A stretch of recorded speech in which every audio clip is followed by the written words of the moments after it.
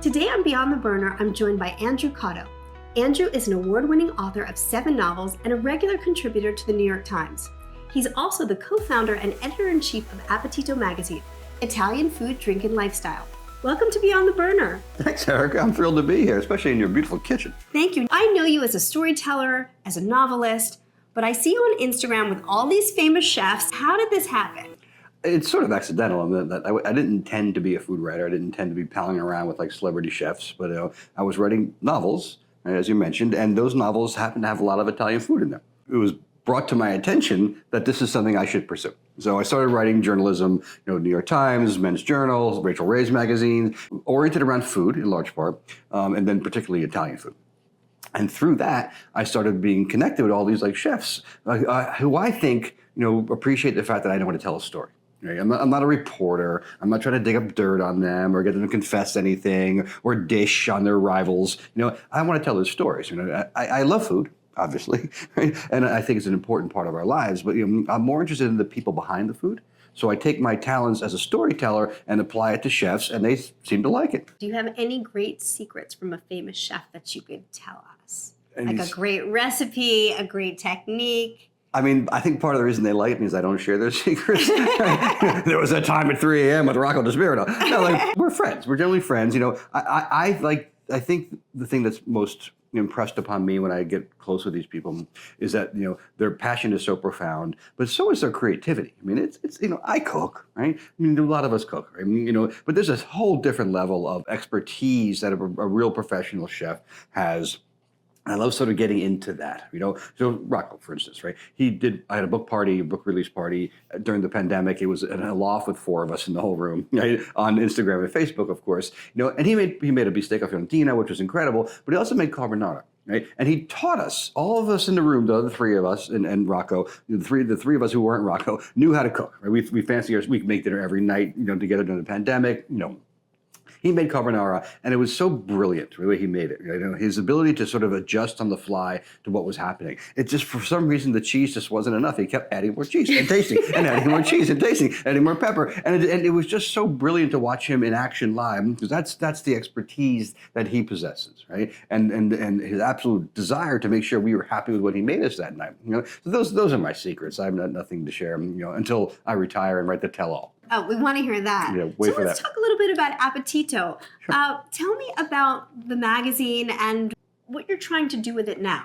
Well, even more so than my lack of interest in being sort of a food writer, or lack of intention to being a food writer, I should say, being an entrepreneur was never on my mind, right? I like doing my job. I like going to, I was teaching full-time and creative writing and English classes at colleges around New York City. And during the pandemic, I lost my job. My position was terminated, right? So I started pivoting towards more and more writing. At the same time, La Cucina Italiana, right? The Bible of Italian food magazines folded their USA operation. Right? I was writing my brains out for them. I loved it, right? When I went out into the world to try to find other publications who were interested in Italian stories, right? Particularly the people behind the food, right? I was getting nowhere. Right? Wow. I could do like a tiramisu roundup or something like that, which doesn't interest me at all. Right? The storytelling part wasn't there, so I went to my former managing editor at La Cucina Italiana, a guy named Richard Martin, an publishing industry veteran. He started Food Republic with Marcus Samuelsson. I said, there's an opportunity here. Right? For no one's covering Italian food, exclusively, and no one's covering it the way that I envision us covering. The way that you're doing it. The way we're doing it. Because you're also doing travel with it as well. It's lifestyle. We have a wellness expert who writes for us, right? Mariana Como-Meyer. She's a certified health and wellness expert, right? She writes for us about things that aren't, necessarily about consumption. She writes us about like taking walks, being grounded, decluttering, right? And so we're covering the whole gamut of the Italian lifestyle, which food is obviously a driving force behind, but it's not the only aspect of it. But you said something interesting when you were cooking earlier.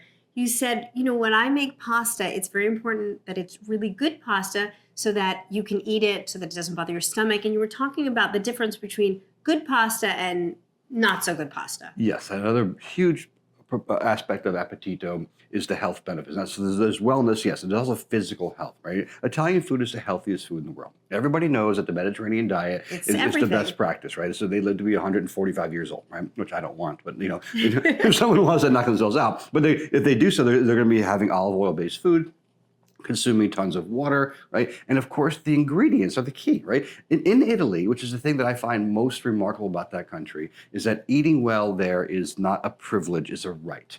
Every single person, no matter what their status on the social economic ladder, right, can find high quality produce, vegetables, meats, And it's grains. even marked. They It's have marked. different stamps for things. I mean, yeah, we were just discussing that last week at the Italian trade agency, how they mark their vinegar, for example, right? This is what you know it's actually from Modena, right? The regulations in Italy with their meats and their produce and everything, it's like we regulate our nuclear plants. Right? It is so But important that's to why them. the food tastes so good. That's why the food tastes so good, and they refuse to make it a commercial item.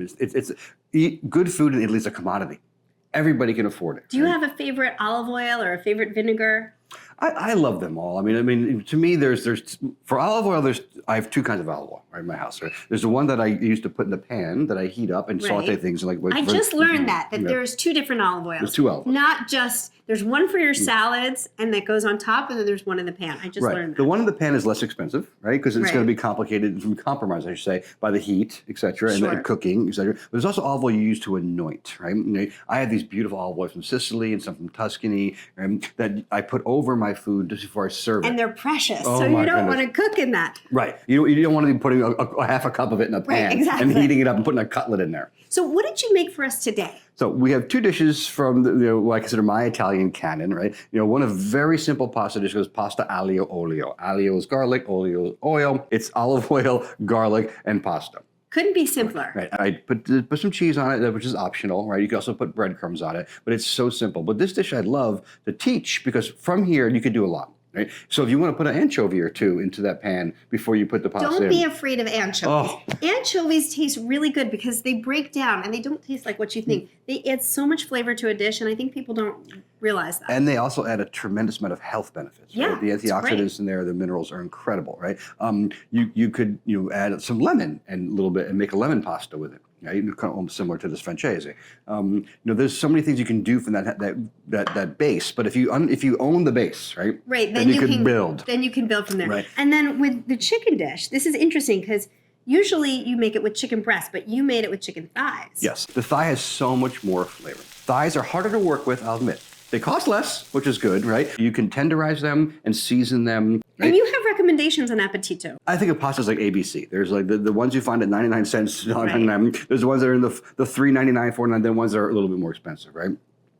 This one from Di Martino, right, is incredible. This is $6. the best. It's $6. But They're $6, amazing. it's so worth it for your food to taste so much better. Think of what we spend when we go to a I restaurant. mean, it's a cup of coffee. Yeah, Right? You can so- spend this much money at Starbucks, Right, right? On some exactly. latte frappe thingy, whatever, right? So this looks It's- so Spend your good. money on more Yes. pasta. And not only will it taste better, you'll digest it better. Cheers Cheers. to an absolutely beautiful meal. I can't wait to dig in. Me neither.